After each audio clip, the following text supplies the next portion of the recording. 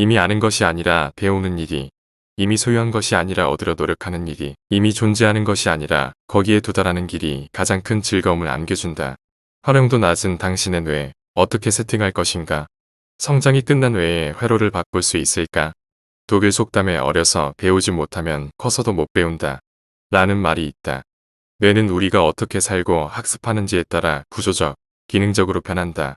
이 변화는 평생 가능하다. 운동은 뉴런 간의 연결을 더 오래 유지하며 더 많은 뉴런을 비축한다. 왜 나이에 상관없이 배우고 익힐 수 없는 걸까? 연령에 상관없이 무언가를 배우는 일은 언제나 힘겨운 도전이며 뇌가 다 자라버린 사람 역시 새로운 도전을 할 때면 그때마다 뇌의 뉴런이 새롭게 연결된다. 하지만 우리가 원하는 대로 뇌가 쉽게 변하는 것은 아니다. 알다시피 나이가 들수록 새로운 것을 배우는 일은 고되기 그지없다. 앞에서 뇌가 평생에 걸쳐 변한다고 했지만 이런 현실적인 어려움을 바꿀 수 있는 것은 아니다. 우리 인간은 머리를 얼마나 어떻게 쓰는지에 따라 뇌의 구조와 처리 능력이 결정된다. 뉴런이 죽는 것도 사실이다. 하지만 뉴런이 계속해서 생겨나기도 한다. 대체로 30세에서 80세 사이에 뉴런과 신경악유 세포의 10%가 소멸한다. 만약 사고하거나 훈련하지 않고 그냥 뇌를 편안히 쉬게 두면 자연은 도태를 불러온다. 어른의 뇌는 정말 성장이 끝났을까? 태어났을 때부터 약 55세가 될 때까지 뇌는 꾸준히 변하고 발전한다고 할 수 있다. 우리의 사고와 학습, 행동의 속도는 뇌의 사용에 달려 있다고 할 수 있다. 따라서 학습과 새로운 것을 경험하는 일, 그리고 계속해서 습관을 바꾸는 일은 가능하다. 즉, 스스로 바꿀 수 있다고 믿고 그것을 실천하면 노화의 속도를 늦출 수 있다. 뇌를 수십 년 동안 쉬게 놔두다가 50세나 60세, 70세가 되어서야 무엇인가 다시 새로운 것을 배우기 시작하는 사람은 넘어야 할 산이 무척 높고 그 경우 어느 정도 효과를 거두려면 배우는 과정에서 상당한 인내심이 필요할 것이다. 사람들은 사실 뇌를 바꾸지 못해서가 아니라 좌절을 버틸 인내심이 부족해서 실패한다. 미국의 심리학자 캐럴 드웩은 자신을 어떻게 생각하느냐에 따라 앞으로의 삶이 달라진다. 고 조언한다. 무엇을 향상하고 싶은가? 취약한 부위가 어디인가? 목표를 달성하려면 무엇을 결심해야 하는가? 와 같은 근본적인 질문에 대해 생각해 보아야 한다. 뇌의 수행 능력은 호기심과 끈기를 만나 하나가 됐을 때에야 비로소 빛을 발한다. 새로운 기술을 배우는 일, 근육을 쓰는 운동, 머리로 깊이 생각해야만 풀 수 있는 문제 등 무엇이든 훈련 효과와 긍정적인 결과를 보려면 일정한 시간이 흘러야 한다.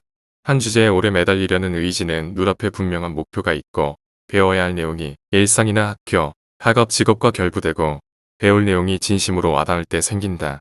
마음이 움직이면 우리는 앞을 향해 나아간다. 물론 타고난 지능과 재능, 유전적 특징으로 직장과 사생활에서 성공을 거둘 수 있다. 하지만 재능이 모든 걸 결정하지는 않는다. 학교와 직장에서 성공을 거두는데 재능보다 더 중요한 것은 다른 사람의 입장이 되어 생각할 수 있는 공감 능력과 자제력, 끈기이다. 미국의 심리학자 앤젤라 더크워스는 끈기를 인간의 중요한 특성이라고 주장한다. 새로운 것을 시도하고 습관을 바꾸고 긴 시간에 걸쳐 뇌의 성능을 향상시키는 과정은 실수 없이 느는 좌절감을 느끼지 않으면서 할 수 있는 일이 아니다. 무엇을 해야 할까? 가장 중요한 것은 분명한 목표를 정하고 목표로 향하는 길을 단계적으로 나누는 일이다. 이는 소정의 목표를 달성할 때마다 조금씩이나마 성취를 경험하기 위해서고 한편으로는 집중력을 방해하는 일상의 많은 일에 붙들려 목표를 놓치지 않기 위해서다. 목표를 향해 가는 길에 놓인 장애물을 쉽게 넘어 목적지에 도달하려면 몇 가지 주의해야 할 사항이 있다. 가장 중요한 것은 자신을 긍정적이고 능동적인 사람이라고 생각하는 것이다. 새로운 것을 배우는 과정에서 실수를 할 수 있다는 것을 받아들이자. 목표를 향해 갈 때 우리를 힘들게 하는 가장 큰 장애물은 실패에 대한 두려움이다. 두려움에 떨다 보면 첫 발을 내딛는 일조차 해내지 못하기 때문이다. 목표에 도달했을 때 어떤 느낌일지 상상, 즉 시뮬레이션을 해본다. 목표 달성이 무엇을 가져다 줄지 자세하게 상상할수록 뇌는 현재의 어려운 상황에 집중력을 잃고 목표와 상관없는 단기적인 보상을 무시하려고 한다. 매우 구체적으로 상상해보는 기술은 도움이 된다. 가능한 꼼꼼히 시뮬레이션을 해보기 위해 계획을 세우자. 그리고 끝까지 해내어 목표를 이루었을 때 기분이 어떨지, 정확히 무엇이 달라질지, 어떤 점에서 더 만족을 느끼며 목표를 이루어서 얼마나 더 행복하다고 느낄 수 있을지를 자신에게 묻는다. 새로운 목표를 정할 때는 자신의 선호도와 재능을 고려해야 한다. 유전적 요소보다 끈기가 더 중요하다고는 해도 사람이 기본 설정 없이 태어나지는 않기 때문이다. 일반적으로 사람들은 열정과 재능이 겹치는 분야에 더 관심을 갖기 마련이다. 열정이 느껴지는 대상을 어떻게 찾을 수 있을까? 자신이 무엇을 얼마나 자주 생각하는지 한번 물어보자. 아무도 방해하지 않는 한가로운 시간에 생각이 어디로 흐르고 어떤 일을 하면 시간이 쏜살같이 빨리 지나간다고 느끼는지를 떠올려보자. 물론 정반대의 상황도 생각해 볼 수 있다.